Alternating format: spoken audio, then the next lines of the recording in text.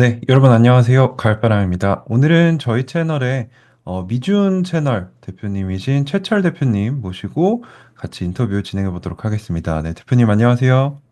예, 안녕하세요. 네, 오래간만입니다. 네, 대표님 외부 채널 출연이 정말 오랜만이시라고 들었는데 또 저희 영세한 채널에 또 이렇게 나와주셔서 정말 감사하다는 말씀을 먼저 드립니다. 아유, 영세혁이요.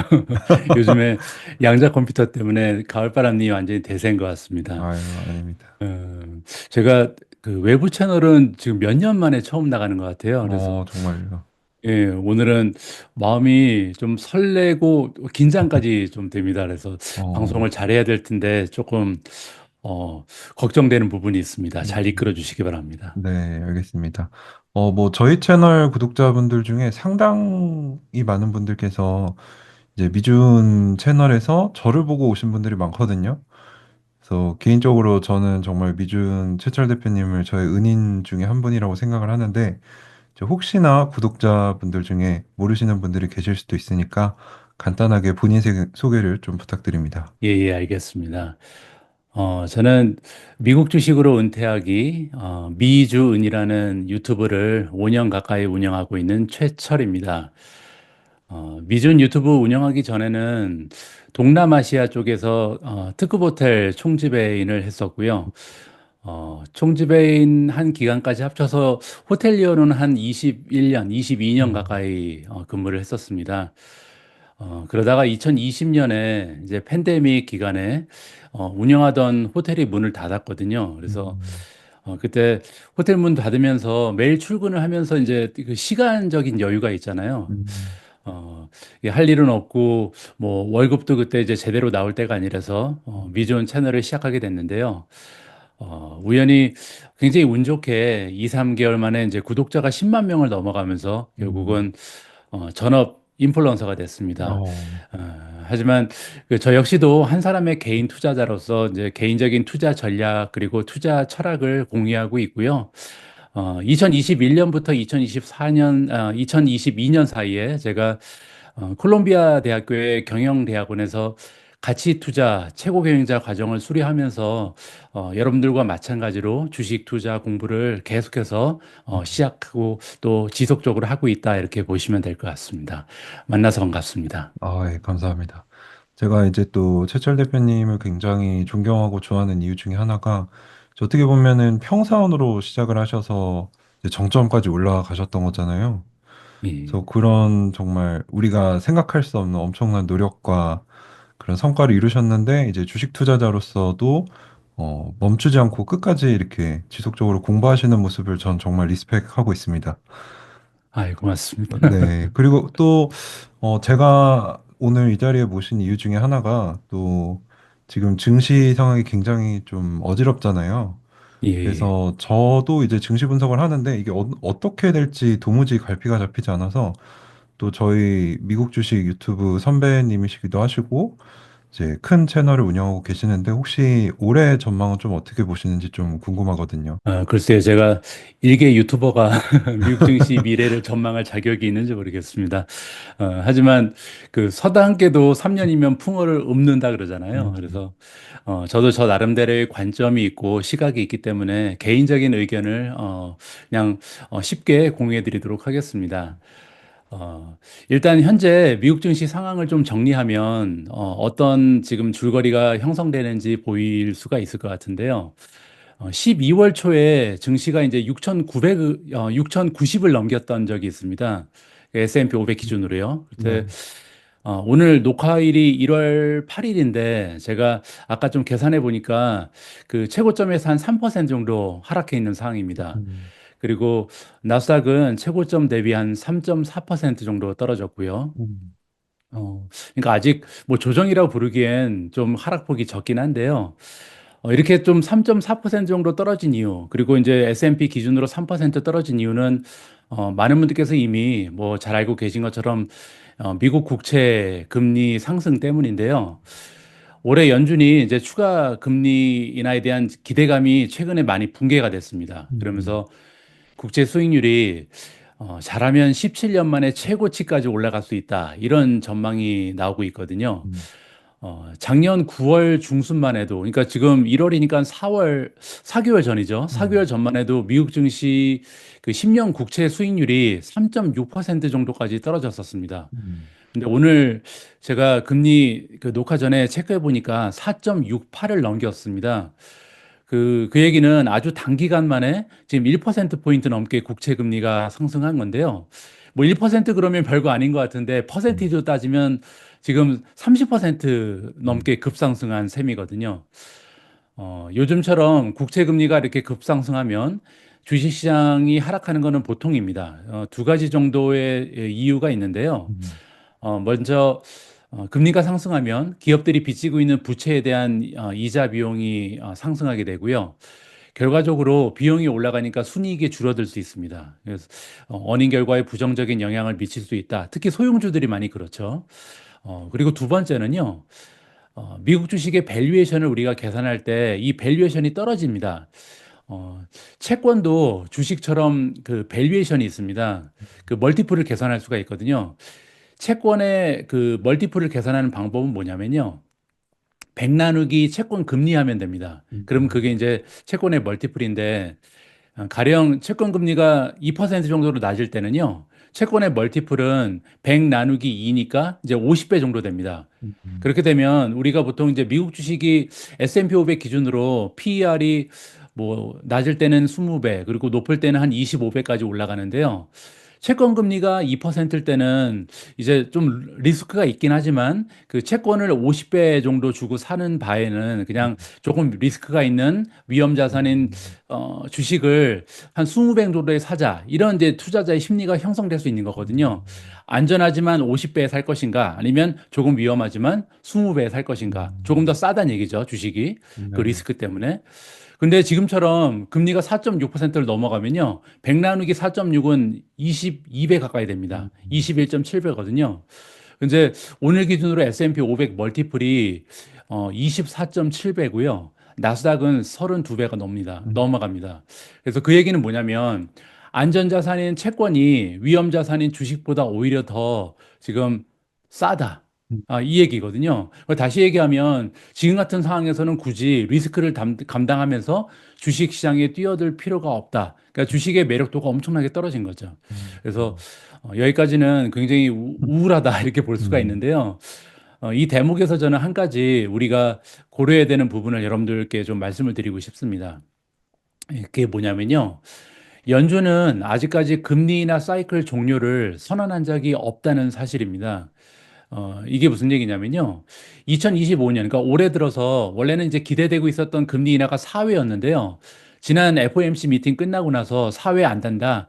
잘해야 한 두 번 정도 내리겠다. 이렇게 발표가 나왔거든요. 네, 근데 이거는 금리 인하 사이클의 속도가 조절된 거지. 사실 금리 인하 자체에 대한 방향성이 전환된 게 아니거든요. 음, 그래서 저는 개인적으로 금리 인하 속도는 그렇게 중요한 게 아니다. 그러니까 이거를 원래는 뭐 2년 만에 내릴 거를 3년 만에 내린다. 이런 식으로 이해하면 될 것 같고요.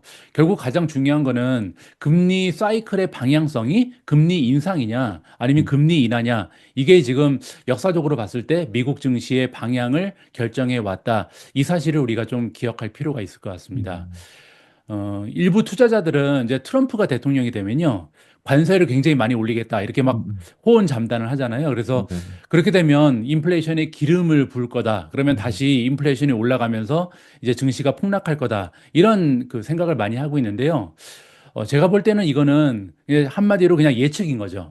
그러니까 그럴 수도 있다는 예측인데 사실 인플레이션을 제대로 통제하지 못했다는 비판을 그 트럼프가 굉장히 많이 했습니다. 그래서 바이든 대통령을 평가할 때, 이렇게 비판할 때, 바이든처럼 나는 인플레이션 잡을 수 있었는데 바이든이라서 잡지 못했다. 이런 얘기 굉장히 많이 했거든요. 근데 자기가 대통령이 돼서 다시 인플레이션이 올라가게끔 놔둘까? 저는 그렇지 않을 거라고 생각을 하고요. 그래서 결론적으로 우리 투자자 입장에서는요, 제가 볼 때 적어도 2026년, 그러니까 앞으로 한 2년 정도죠. 2년 정도는 금리나 사이클이 지속된다라는 가정을 하면 좋을 것 같고요.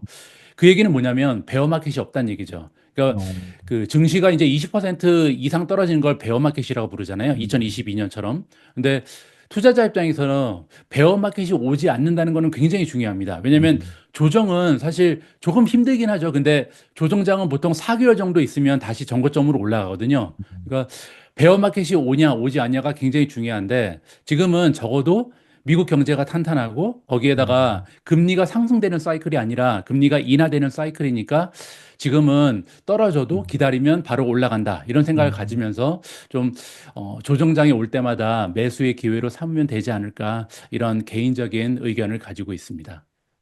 대표님께서 말씀해주신 분석을 들으니까 저도 조금 머릿속에 잘 정리가 되는 것 같고요. 채권 멀티플에 대해서는 저도 몰랐는데 오늘 굉장히 유익한 지식을 하나, 네, 배우게 돼서 정말 감사드립니다. 그리고 또, 말씀하신 대로 이게 사실 예상하기가 쉽지가 않은 장인데, 이제 또 때마침 대표님께서 신간을 네, 내신다는 소식을 들었어요. 그래서 예. 이 저희가 투자하는데 큰 도움이 될 것 같은데 혹시 어떤 책인지 좀 소개를 해주실 수 있으실까요? 예, 예. 그것 때문에 나왔는데요. 지금 그 배경에 혹시 보이나요? 투자의 네네. 정석이라고만 나오는 것 같은데, 그죠? 네, 맞습니다. 예. 이번 책의 제목은 미국 주식 투자의 정석입니다. 음, 이번 책은 개인적으로 세 번째 책인데요. 첫 번째 책은 2020년에 썼고요. 그 다음에 두 번째 책은 2021년에 나왔습니다. 그래서 한 3년 넘게 책을 쓰지 않고 있었는데요. 음, 그 이유 잠깐 설명드리면 제가 2022년에 베어마켓을 겪으면서 개인적으로 굉장히 좀 슬럼프를 겪었습니다. 번아웃도 왔었고, 음, 그리고 내가 과연 미준 채널을 운영할 자격이 되는가. 음, 그래서 개인적으로는 제대로 된 미국 주식 관련 책을 쓸 수 있을 만큼의 자격이 갖춰지지 않았다. 이런 음, 생각을 최근까지 해왔고요. 그러니까 좀 건방진 말씀일 수도 있는데, 네네. 그래서 이제는 좀 준비가 되지 않았을까. 그래서 저는 이번 책은 굉장히 개인적으로 의미가 있습니다. 어, 왜냐하면 지금까지 이제 제가 5년 가까이 미주은 채널 운영하면서 사실 그 미국 주식 공부라면 공부죠. 미국 주식과 함께 한 시간이 하루에 한 12시간 이상은 된 것 어, 같거든요. 그래서 보통 우리가 만 시간의 법칙이라 그러는데 제가 음, 정확히 계산 안 해봤지만 한 2만 시간 정도는 미국 어, 주식하고 씨름을 해왔던 것 같아요. 네네네. 이제 그러다 보니까 이제는 조금이나마 어떻게 투자해야 되는지 생각에 정리가 되기 시작했고요. 음, 이런 생각들을 제가 정리한 내용을 그 유튜브 방송에서 공유를 많이 하고 있는데요. 문제는 유튜브 방송은 이제 그 가을바람님도 아시겠지만 이게 단편적인 지식을 음, 공유하기는 쉽지만 줄거리가 있는 내용을 얘기하기는 좀 어렵거든요. 네네. 특히 그 미준 방송은 또 음, 모든 코멘트가 애드립입니다. 그러다 보니까 어, 이 정리된 생각을 공유하기는 좀 어렵고 그래서 이번에 책으로 좀 깔끔하게 정리를 해서 지금까지 쌓아왔던 그 음, 일종의 투자의 노하우를 좀 요약해서 많은 분들께 전달해 드렸으면 좋겠다라는 바람을 가지고 집필을 했습니다. 그래서 굉장히 오랫동안 그 음, 생각만 가지고 있었던 거를 정리해서 만들었기 때문에 한 3개월 만에 순식간에 음, 탈고했습니다. 그래서 어, 어, 제가 직접 제가 직접 쓴 책이지만 그 이번 책은요 정말로 미국 주식 투자로 경제적 자유를 달성하고 싶은 분들이라면 꼭 한번 읽어보시라고 제가 음. 강추드리고 싶습니다. 아마 실망하지 않으실 겁니다. 저도 바로 읽어보려고 하고 있습니다. 저도 그 사람 중 그럼, 한 명이라서, 예. 예, 저도 고맙습니다. 느끼는 게 이제 대표님 처음 뵀을 때 초창기에 좀 그 악플이나 뭐 이런 것들로 인해서 조금 힘들어 하셨던 기억이 나는데 지금 굉장히 그 여유로움과 고수의 향기가 많이 느껴지거든요. 지금은. 그래서 굉장히 책을 많이 기대하고 있고요. 예. 또, 제가 제공해 주셨던 그 책 내용들을 좀 보니까 기존의 다른 책들과는 좀 차별점이 있다라고 얘기를 해주셨는데 어떤 차별점이 좀 있을까요? 이번 책의 그 두 번째 챕터를 보면요. 제목이 우리의 주식 투자를 실패로 이끌어온 그럴듯한 투자 음, 조언들입니다. 이 챕터에서 제가 이제 말씀드리고 싶었던 게 뭐냐면, 그 저를 비롯해서 우리 투자자들이 그냥 신뢰하고요. 무작정 따라서 실행했던 굉장히 많은 투자 조언들이 있거든요. 음, 근데 제가 이제 돌아서 생각해 보니까 이런 조언들을 무작정 따라 했던 게 굉장히 큰 실수였다. 그래서 음, 이 조언들이 잘못됐다는 주장을 이 책에서 펼치고 있습니다. 예를 들어서 뭐 흔히 이렇게 얘기하잖아요. 사팔사팔하면 안 된다. 음, 아니면 뭐 떨어질 때마다 줍줍해서 평단가를 낮춰라. 음, 아니면 그 포모를 하면 안 된다. 포모 네네. 절대 하지 마라. 뭐 장기 투자가 제대로 된 투자다. 뭐 음, 엉덩이가 무거워야 투자에서 성공한다. 이런 네네. 유명한 조언들이 굉장히 많았고요.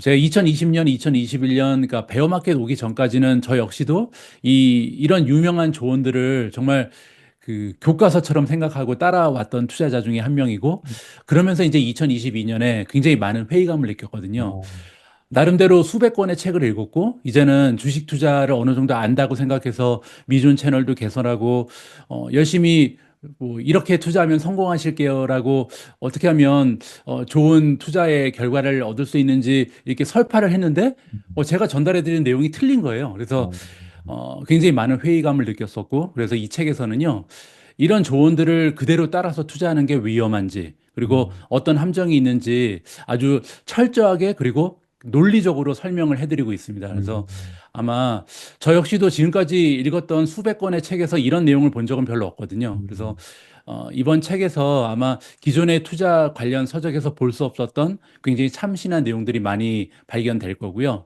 그래서 아마 읽으시는 분들이 식상하거나 지루하지 않고 음. 재미있게 읽어 나가실 수 있을 거라고 생각합니다.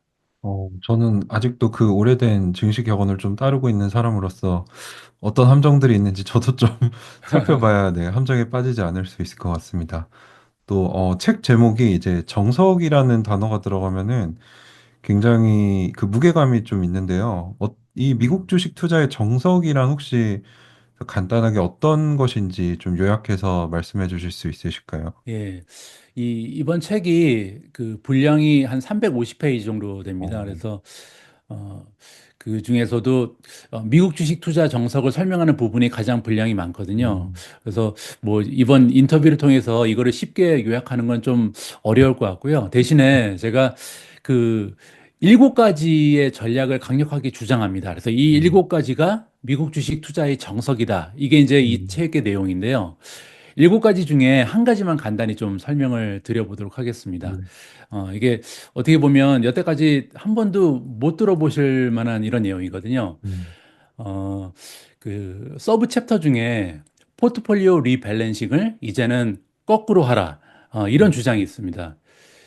우리가 보통 듣는 얘기는 이제 포트폴리오를 구성해서 투자할 때 그 주가가 올라간 종목을 팔아서 주가가 떨어진 종목을 추가 매수해라. 이런 조언을 많이 듣잖아요, 음, 보통은. 그래서 저는 이 책에서 이걸 거꾸로 해야 된다. 이렇게 음, 생각을 밝히고 있는데요. 그러니까 리밸런싱을 할 때 하락한 종목을 매도해서요. 음, 상승한 종목의 비중을 더 늘려야 된다. 이런 믿음을 저는 개인적으로 가지고 있습니다. 음, 그 결론적으로 말씀드리면 상승한 종목 그리고 그 섹터를 매도해서 하락한 종목이나 하락한 섹터의 비중을 높이는 전략은요. 가치주 투자에나 어울리는 방법이고 음, 그리고 이제는 테크주의 시대잖아요. 그래서 음, 테크주의 시대가 도래했을 때는 적용되지 않는 그래서 실패 확률이 높은 어떻게 보면 그 호랑이 담배 피던 시절의 조언이다. 음, 저는 이렇게까지 이제 말씀을 드리고 싶은데요. 그 이유를 좀 간단히 설명드릴게요. 네네. 어, 우리가 흔히 이제 가치주라고 부르는 게 있잖아요. 그럼 가치주의 정의를 좀 내려보면 음, 보통은 재무제표가 굉장히 우량합니다. 그래서 음, 우량 주식이 많이 있죠, 가치주는. 그리고 비즈니스 모델을 보면요.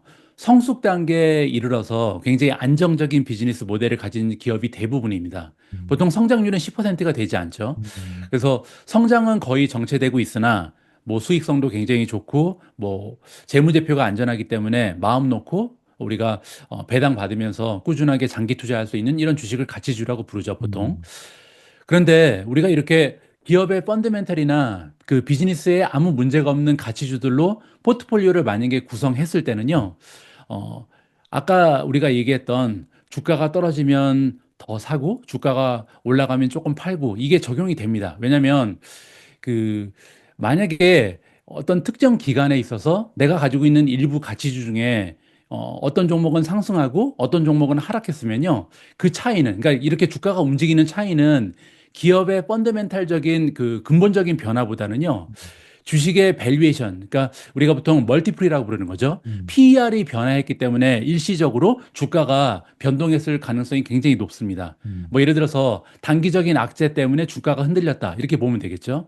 뭐 몇 개월 전에 그 맥도날드에서 햄버거 먹고 사람이 한 명 죽은 적이 있는데 기억하시는지 모르겠습니다. 그러니까 들어본 것 같습니다. 이런 것 때문에 이제 단기적인 악재잖아요. 이런 음, 것 때문에 갑자기 주가가 뚝 떨어지는데 음, 한 사람이 죽었다고 해서 갑자기 맥도날드의 햄버거가 근본적으로 바뀌는 게 아니거든요. 음, 근데 뉴스 하나 때문에 갑자기 주가가 막 10% 가까이 떨어지고 하는 거죠. 그러니까 이렇게 가치주가 주가가 떨어졌을 때는 펀더멘탈이 떨어진 게 아니라 밸류에이션이 떨어졌다. 이렇게 보시면 음, 됩니다. 아, 그리고 또 다른 예가 있는데 뭐 예를 들어서 코카콜라가 한 가지 이제 가치주의 예가 되잖아요. 음, 근데 갑자기 코카콜라가 이번 달부터 안 팔릴 확률은 굉장히 낮잖아요. 그리고 음, 또 한 가지 코카콜라가 판매량이 갑자기 다음 달부터 50% 이상 작년 대비 증가할 가능성도 굉장히 낮습니다. 음, 그래서 만약에 이런 코카콜라, 음, 맥도날드 아니면 다른 이런 기본적으로 우리가 우량주, 가치주라고 부르는 이런 주식들은요, 어떤 이벤트성 뉴스 때문에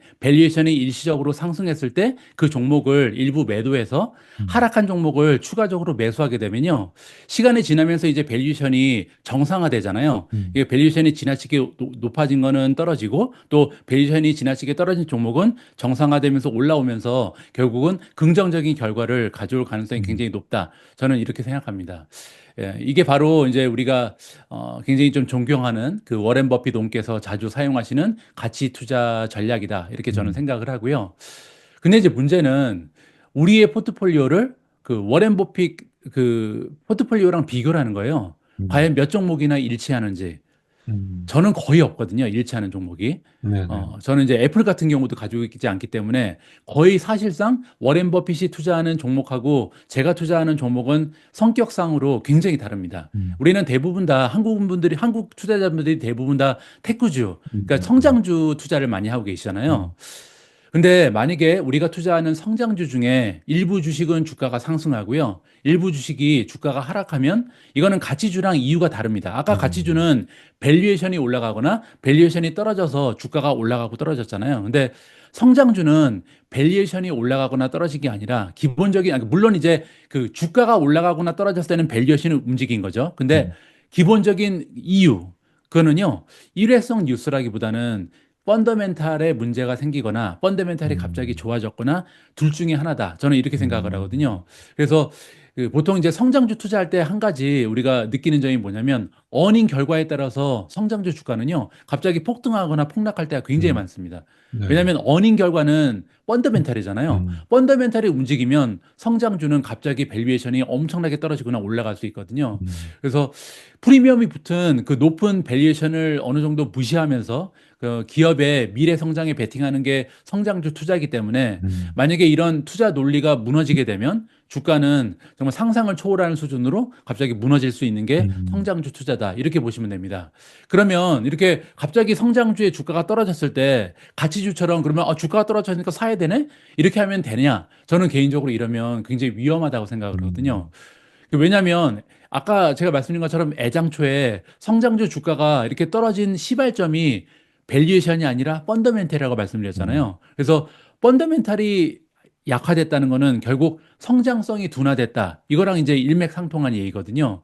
그래서 이렇게 우리가 성장주를 선택했을 때는 성장세가 좋기 때문에 이 주식을 선택했는데 이런 기본적인 성장세, 즉 펀더멘탈이 무너지고 있는데 밸류에이션이 하락했다는 이유만으로 이 떨어지는 칼을 잡는 게 현명한 판단이냐? 저는 이렇게 생각하지 않습니다. 음, 그래서 그리고 또 한 가지 이유가 있는데요. 그러면 추가적인 현금이 없다는 가정하에 이렇게 밸류에이션이 떨어진 주식을 사기 위해서는 뭔가를 팔아야 되잖아요. 그래서 많은 그렇죠. 사람들이 주가가 올라간 종목을 팔아서 주가가 떨어진 종목을 사는데요. 음, 그렇게 되면 또 한 가지 문제가 있죠. 왜냐하면 주가가 올라가고 있는 종목은 이게 만약에 성장주라는 가정을 하게 되면 그 이유는 단 하나거든요. 성장이 제대로 되고 있기 때문이죠. 음, 그래서 성장주 주가는 이미 밸류에이션이 다 높습니다. 근데 음, 이렇게 높은 밸류에이션을 극복하면서 주가가 계속해서 올라간다는 얘기는 그만큼 펀더멘탈이 계속해서 향상한다는 얘기거든요. 음, 뭐 예를 들어서 엔비디아는 순이익이 작년에 막 600%씩 올라갔잖아요. 그러다 네네. 보니까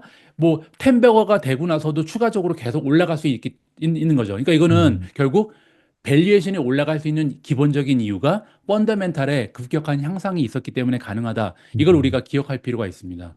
자, 그런데 아까 우리가 주가가 떨어진 종목을 사기 위해서는 성장성이 가속화되고 있는 기업의 주식을 팔아서 성장성이 둔화되고 있는 주식을 사는 건데 이거는 논리적으로 말이 되지 않는다는 것이 저의 그 개인적인 생각입니다. 그래서 이제 좀 장황하게 얘기를 했는데 제가 볼 때 성장주 투자자들은요, 저가에 매수해서 고가에 매도한다. 이런 거는 이제 꿈이다라고 생각을 음, 하거든요. 성장주 투자는 그냥 고가에 매입해서요, 그거보다 더 고가에 매도하는 거를 어, 목표로 해야 성공할 수 있다라고 생각을 합니다. 저는 그 미준 탑픽이라는 거를 선정해서 운영하는데요. 네네. 그 새로운 탑픽을 선정해서 공개하면 되게 댓글에 이런 말이 많이 달립니다. 좋은 종목인데 음, 최근에 주가가 너무 올랐네요. 어, 저는 패스합니다. 음, 이런 음, 댓글이 많거든요. 근데 사실 이렇게 좋은 종목인데 주가가 너무 올라서 안 사면 성장주 투자는 좋은 종목을 다 놓칠 음, 가능성이 높다. 저는 이렇게 생각합니다. 그래서 결론은 성장주 투자의 리밸런싱은 거꾸로 해야 된다. 이게 저의 결론입니다. 그래서 일곱 어, 가지 그 제가 주장하고 있는 미국 주식 투자 정석의 한 가지를 이렇게 좀 설명을 해드려 봤습니다. 저도 굉장히 공감이 많이 되는 게 성장주의 아버지 필립 피셔도 좋은 주식, 빠르게 성장하는 주식은 싸지 않다라고 그랬거든요. 예. 또 100배가 되는 주식들은 말씀하신 대로 비싸게 사서 더 비싸게 팔면 된다 이런 얘기를 들었던 게 기억이 나는데 그러면 말씀해주신 그런 원칙들에 의거해서 지금 혹시 투자하고 계신 종목이나 그 종목들의 수익률에 대해서 간단히 좀 여쭤봐도 될까요? 예, 예. 뭐 이 부분은 제가 그 매월 1일에 그 미준 채널에서 포트폴리오 성과를 음, 공개하고 있거든요. 그래서 제 개인적으로 포트폴리오 성과를 계속 공개하는 이유도 지금 제가 하고 있는 얘기를 반신반의하는 분들이 음, 굉장히 많으세요. 그렇죠, 어, 그렇죠. 뭐 주가가 떨어지면 주가 올라간 걸 사라고 이렇게 하면 좀 이상하잖아요. 그래서 제가 지금 한 2년 가까이 매달 매달 보여드리고 있어요. 이렇게 음, 거꾸로 투자했을 때 성과가 어떤지. 그래서 음, 2023년은 제가 이제 투자 전략을 처음으로 수정해서 음, 본격적으로 올라가는 종목을 매수하고 떨어진 종목을 팔기 시작한 게 이제 음, 2023년이거든요. 그렇게 했을 때 2023년 투자 성과는 한 67% 정도 수익을 올렸고요. 음, 얼마 전에 마무리된 2024년은 이제 수익률이 109.56%를 어, 찍었습니다. 그래서 100%를 넘겼고요. 그래서 네, 100% 넘기는 게 이제 특히 가을바람님과 같이 계신 분들은 나는 3배, 4배 올랐는데 뭐 100% 갖고 있냐. 근데 저는 종목이 숫자가 이제 15종목이 어, 넘는데 포트폴리오를 전체적으로 했는데 100%가 넘는 거는 좀 성공적인 투자였다. 저는 큰 개인적으로 이렇게 성과죠.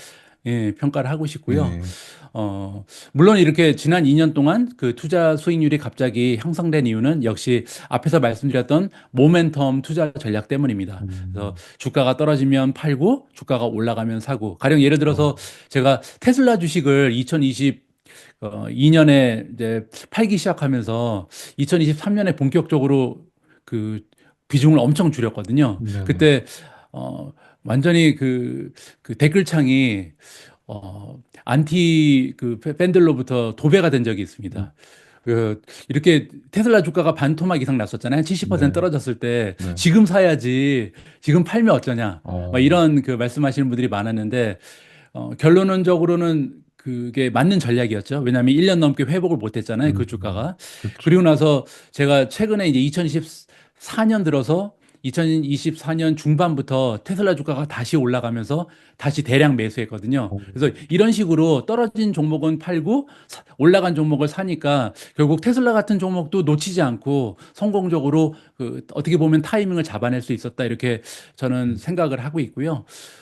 앞에서 말씀드린 것처럼 모멘텀이 집중해서 이제 성장주를 선택하게 되면요. 음, 투자 종목 선정도 굉장히 수월해집니다. 왜냐하면 보통 아까 가을바람님 말씀하신 것처럼 테크주 투자할 때 주가가 비싸다는 이유로 이제 투자 망설이는 경우가 굉장히 많잖아요. 네네. 그래서 저는 밸류에이션이 조금 높더라도 성장성이 뛰어나고 음, 모멘텀이 좋은 주식은 과감하게 투자를 진행하는 편입니다. 그래서 뭐 예를 들어서 지난 2년간에 그 뭐 2020년부터 제가 계속 갖고 있었던 엔비디아는 물론이고요. 추가적으로 계속 매수했고 또 슈퍼 마이크로 컴퓨터라는 주식이 한때 이제 텐베거가 됐었는데 음, 이 주식도 240달러에 사서 나중에 850달러 정점 찍고 내려올 때 또 팔았거든요. 어, 그래서 이 모멘텀 투자로 성공적으로 진입했다 빠져나왔었고요. 음, 그리고 지금까지 이제 계속 갖고 있는 종목 중에는 팔란티어, 음, 마이크로 스트래티지, 음, 앱러빈, 테슬라. 그러니까 이렇게 대박 종목이 굉장히 많았는데, 음, 아이온큐를 제외하고 대부분의 그 대박 종목을 제때에 사고 제때에 팔 수 있었다. 이렇게, 어떻게 보면 일종의, 어, 음. 증거를 제시해 드릴 수가 있을 것 같습니다. 근데 말씀해 주신 걸 들으니까 저는 좀 그 한 종목을 깊게 파고드는 좀 변태적인 성향이 있는데 그 대표님 말씀대로 이게 오랫동안 횡보했기 때문에 지금 네다섯 배 됐지만 사실 연 수익률로 보면은 그렇게 크진 않거든요. 그래서 말씀하신 대로 모멘텀 투자를 해보는 것도 나쁘지 않겠다라는 생각이 좀 들고요. 제가 고정 댓글에 이제 달아드릴 건데, 이제 미국 주식 투자의 정석을 1월 13일까지 펀딩 판매로 하신다고 들었는데, 이 펀딩 판매가 혹시 어떤 건지 설명을 좀 부탁드립니다. 예, 뭐 저도 사실 펀딩이 뭔지 몰랐어요. 음, 근데 이제 한국에서는 요즘에 책을 판매할 때 펀딩 판매를 많이 한다 그러더라고요. 정식으로 이제 책을 판매하기 전에 예약 판매를 하는 방식인데요. 음, 미국 주식 투자 정석 체계 같은 경우는 펀딩 기간이 얼마 남지 않았습니다. 음, 1월 13일까지거든요. 지금 녹화일이 1월 8일이니까 가을바람님 열심히 편집하셔서 올리셔도 네네. 며칠 안 남았겠네요. 그래서 혹시 이 책에 관심 있으신 분들은 1월 13일까지 펀딩에 참여해 주시면 되고요. 책은 1월 21일 날 대한민국에서 가장 먼저 받아서 읽어 보실 수 있습니다. 펀딩에 참여하시면. 그리고 펀딩에 참여하는 이유가 또 있는데요. 보통 한정판 특별 에디션 그리고 이제 추가 선물 같은 거를 그 드리는 경우가 많이 있습니다. 저 같은 경우는 펀딩 참여하시는 모든 분들의 그 성함을 책에 인쇄해서 한정판을 보내드리고요. 또 그 이번에 미준 차트 패턴 포스터를 크게 만들었어요. 그래서 이 포스터도 증정해 드릴 예정입니다. 그리고 한 가지 더 있는데 그 정가에서 할인된 가격으로 보통 펀딩을 진행하거든요. 저 같은 네네. 경우도 이번에 정가에서 10% 할인된 가격으로 펀딩 판매 진행하고 있습니다. 자세한 내용은 그 가을바람님이 남겨주신 고정 댓글 네. 설명란을 참고해 주시기 바랍니다. 감사합니다. 관심 있는 분들은 이제 펀딩으로 참여해 주시면 가장 빨리 받아보실 수 있고, 추가 선물도 또 이름이 책에 남게 되는 네, 영예도 누리실 수 있으실 것 같고요. 마지막으로 이제 또 올해 쉽지 않은 해가 될 것 같은데, 이 영상을 보고 계시는 분들 또 투자자분들에게 해주고 싶으신 마지막 메시지가 좀 있으실까요? 가을바람님이 저한테 이제 질문지를 보내주셨을 때 마지막 질문으로 투자자분들한테 전해주실 메시지가 있나요? 이렇게 써주시더라고요. 그래서 어떤 말씀을 드리면 좋을까 생각을 했는데 만약에 제가 다른 경제 채널이나 뭐 다른 유튜브 채널에 나갔으면 이런 얘기는 못했을 것 같아요. 근데 가을바라님 채널은 아까 말씀해 주셨지만 개인적으로 친분도 두텁고 또 가을바람님 채널에 계신 분들이 미준에서 옮기신 분들도 많이 계시고 네네. 어, 개인적으로는 친정 온 기분이거든요. 그래서 저도 그렇습니다. 그래서 좀 편하게 제가 음, 평소에 갖고 있는 생각을 좀 그러니까 형식적이지 않고 정말 제가 삶의 철학으로 생각하는 얘기를 좀 드려볼까 합니다. 음, 저는 개인적으로 우리가 행복한 삶을 유지하기 위해서는요, 두 가지 조건을 만족할 필요가 있다라고 음, 믿습니다. 두 가지 중에 첫 번째는 삶의 향상이라고 생각하는데요. 이게 무슨 음, 얘기냐면 발전해야 된다, 삶이. 음, 그래서 우리 인간이 행복하기 위해서는요, 지금 살아가고 있는 현실이, 그러니까 오늘이 그 어제의 기억보다 조금이라도 더 나아야 된다. 이게 첫 번째 음, 조건이라고 생각합니다. 만약에 오늘의 현실이 어제 기억보다 못하면요. 사람들은 보통 현재에 만족스럽지 못한 이 상황을 부정하게 되고요. 자꾸만 과거의 추억에 빠져서 살 가능성이 굉장히 높거든요. 음, 그래서 어제보다는 오늘을 조금이라도 발전시키는 게 굉장히 중요하고 이게 행복의 첫 번째 조건이라고 음, 생각합니다. 두 번째 조건이 더 중요한데요. 한 10배는 더 중요한 것 같습니다. 두 번째 조건은 뭐냐면요. 오늘보다 내일이 더 나을 거다. 음, 이런 기대감이 있어야 된다고 생각합니다. 음, 예, 보통 이제 희망이라 그러죠. 그래서 만약에 희망이 있으면요. 지금 오늘 삶이 굉장히 고달프고 초라하고 별별 일 없어도 내일이 오늘보다 나을 거라는 확신만 있으면, 그러니까 음, 희망만 있으면요. 오늘 살아가는 우리는 이렇게 조금 힘들어도 웃을 수 있거든요. 뭐 예전에 우리가 고3 때 열심히 공부했던 이유도 뭐 1년만 열심히 하면 끝나니까. 그러니까 그쵸. 이제 기다릴 수 있었던 거고, 음, 이게 내일이 오늘보다 낫다는 거는 굉장히 중요합니다. 그래서, 어, 이 두 가지의 조건을 만족하면, 저는 개인적으로 행복한 삶을 살 수 있다라고 생각합니다. 근데 여기까지 딱 들으시고, 만약에 이제 이 방송을 보시는 분들 중에 20대 아니면 30대 젊은 분들은, 행복하기 되게 쉽네? 이렇게 음, 생각하실 수 있거든요. 근데 그건 이유가 뭐냐면, 보통 20대, 30대, 40대까지도 그렇죠. 보통은 어제보다 오늘이 날 가능성이 높고요. 음, 오늘보다 내일이 날 가능성이 굉장히 높습니다. 음, 제 인생도 그랬고, 대부분의 사람들이 그렇죠. 음, 승진도 하고, 인생에서 경제적인 환경도 나아지고, 물론 이제 신체적인 조건은 보통 이제 30대부터 조금씩 약화되긴 하지만, 대체적으로 인생이 조금씩 더 나아집니다. 음, 그런데 문제는요, 이런 그 인생의 황금기가 생각보다 오랫동안 지속되지 못할 가능성이 높거든요. 음, 제가 통계를 좀 봤는데 한국의 통계청 조사에 따르면요. 그 한국에서 그 자기 그 주된 일자리에서 물러나서 그 실질적으로 은퇴하는 연령을 살펴보니까요. 그러니까 세컨잡 말고요. 그러니까 예를 음, 들어서 대기업을 다니시다가 뭐 창업을 하신 분들 이런 분들은 이제 계속 은퇴를 안 한 거지만 실질적으로 그 본업에서 은퇴는 대기업을 은퇴하면 그게 은퇴잖아요. 그래서 이렇게 실질적으로 은퇴 연령을 계산해 보면 50 이하입니다. 음, 49.3세라 그러더라고요. 음, 이제 그 얘기는 뭐냐면 40대 후반이 되면 상당히 많은 사람들이 직장에서 은퇴하거나 아니면 이제 은퇴를 근심하기 시작한다. 이렇게 볼 수가 있잖아요. 음, 그런데 문제는 뭐냐면 제가 이제 50대 초반인데 40대 후반부터는요, 신체적인 능력도 약화되기 시작합니다. 음, 그래서 경제적인 능력도 갑자기 저하될 가능성이 높고 신체적으로도 힘이 딸리기 시작하는데 그렇게 되면요, 상당히 많은 사람들이 갑자기 지금까지 그러니까 딱 50을 기점으로 해서 내 인생은 항상 나아지기만 했었고 음, 내일이 더 나아졌었는데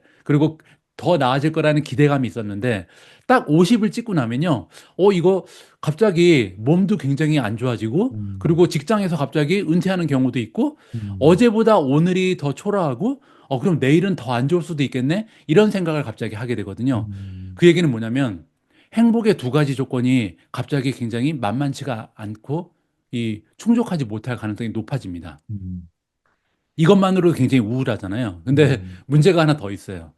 그 최근에 우리가 살아가는 시간이 계속해서 길어지고 있잖아요. 음, 이거 역시도 제가 통계를 좀 봤는데 그 최근에 발표된 제10회 경험 생명표라는 게 있더라고요. 음, 그래서 이 한국에서 통계를 낸 걸 보니까 한국의 여성분들의 평균 수명이 처음으로 90세를 넘겼습니다. 음, 그리고 이제 남성도 86세를 돌파했거든요. 그 음, 얘기는 뭐냐면 몇 년 지나지 않아서 결국은 평균 연령이 드디어 100세를 찍을 가능성이 높다. 자, 음, 그러면 여기까지 결론적으로 보면요. 50대부터 그리고 그러니까 우리가 이제 인생을 여태까지는 뭐 인생은 60부터 뭐 70부터 뭐 이런 얘기를 했지만 진짜로 100세까지 살아야 되는 무시무시한 시나리오가 나오는데 100년을 사는데 50살부터 100살까지는 행복할 가능성이 굉장히 적어지는 거죠. 왜냐하면 인생이 어제보다 오늘이 발전이 없고 음, 그리고 오늘보다 내일이 더 안 좋아질 가능성이 음, 높아지니까요. 그래서 저는 이 이유 때문에 모든 분들이 미국 주식에 투자해야 된다라는 말씀을 드리고 싶습니다. 음, 그래서 미국 주식 투자는 이제 재테크의 옵션이 아니라요. 이게 100세 세대를 살아가는 현 세대의 그 현대인들의 필수적인 활동이 돼야 된다. 그래서 옛날처럼 그 뭐 은퇴하고 나면 몇 년 정도 그냥 대강 살다가 나는 저 세상으로 가야지 이런 생각을 가지면은 너무나 불행할 수 있다는 거죠. 그래서 이제는 지금 정말로 50살부터 제2의 인생을 설계해야 되고, 근데 문제는 은퇴를 하는 경우가 많기 때문에 제2의 인생을 행복하게 살기 위해서는 매일매일 발전하는 것이 필요한데, 이러한 발전을 내가 성장하지 못한다면 결국 내가 투자하는 무언가가 해줘야 된다. 이런 생각을 가지게 되고요. 결국 나 대신 성장할 수 있는 것은 미국의 테크 기업이 가장 유력하다. 그리고 안전한 자산이다라고 생각을 합니다.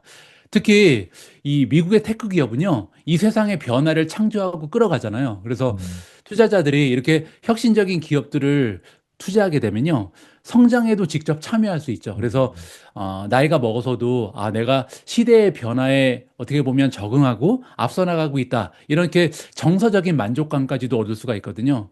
그렇게 되면 결국 이 은퇴 이후에 겪을 수 있는 여러 가지 문제점이 있는데, 그 중에 하나가 이제 목적을 상실하고 좀 삶이 좀 무료하게 느껴지고 발전이 멈췄기 때문에 좀 자신감도 상실하게 되고 이런 경우가 많이 있는데, 이런 문제를 해결하고요, 자존감을 높이면서 좀 행복함을 좀 장기적으로 유지할 수 있는데 엄청나게 많이 도움이 될 수 있지 않을까, 저는 그런 생각을 합니다.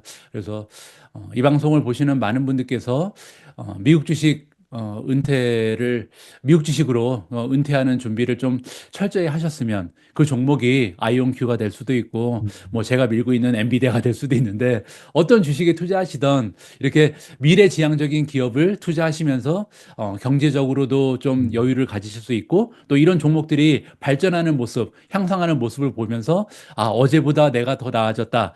나 대신 나아진 거죠. 이런 기업들이. 그리고 내일은 내가 가지고 있는 종목이 더 나아질 것이다. 이런 희망을 계속 가지시면서 좀 즐거운 마음으로 장기적인 투자를 하셨으면 하는 바람을 가져봅니다. 네, 또 이렇게 마지막으로 삶의 지혜가 담긴 네, 소중한 말씀 전해주셔서 너무 감사드리고요. 대표님 오늘도 이렇게 바쁘신데 또 이 자리에 함께 해주셔서 너무나 감사드리고, 신간, 네, 저도 펀딩에 참여했으니까, 얼른 받기를 기대하고 있겠습니다. 그래서 오늘 저희 가을바람 월드 채널에서 미주은 채널의 최철 대표님 같이 얘기 나눠봤습니다. 다음 시간에 또 모시도록 하겠습니다. 대표님 감사합니다. 예, 오늘 초청해 주셔서 감사합니다. 네, 감사합니다. 예, 예, 또 뵙겠습니다.